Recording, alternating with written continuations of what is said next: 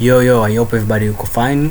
Leo ni siku nyingine tena tunakuta katika uchambuzi wa content inayohusu superheroes.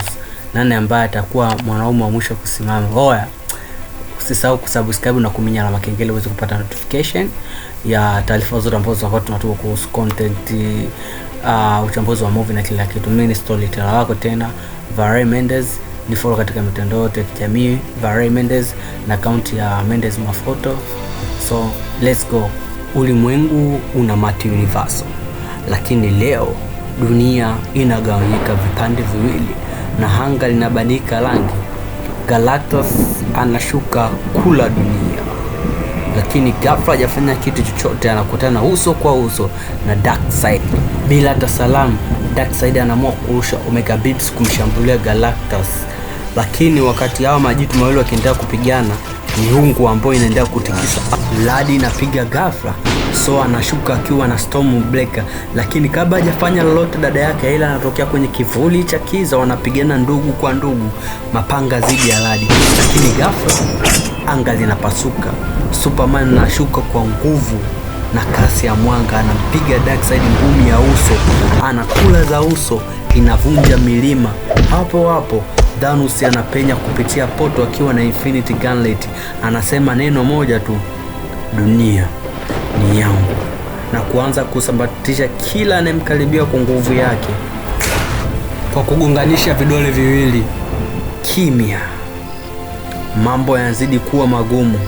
Mobius anaruka kama popo wa kuzimu, anatumia kasi yake kumjeruhi Hela pamoja na Thor kwa kipigo cha mbwa koko.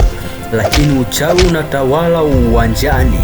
Katika uwanja wa vita, Dr. Strange anakuja na village yake. Strange anawafunga wote kwenye Miller Dimension ili wasiharibu dunia zaidi.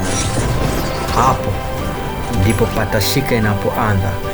Thanos anatumia Power Stone kuvunja uchawi wa Strange.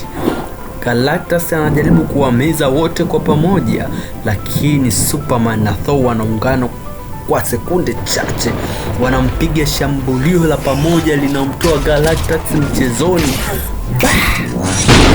Sasa wamebaki wachache. Thanos anampoteza Mobius kwa dakika moja tu.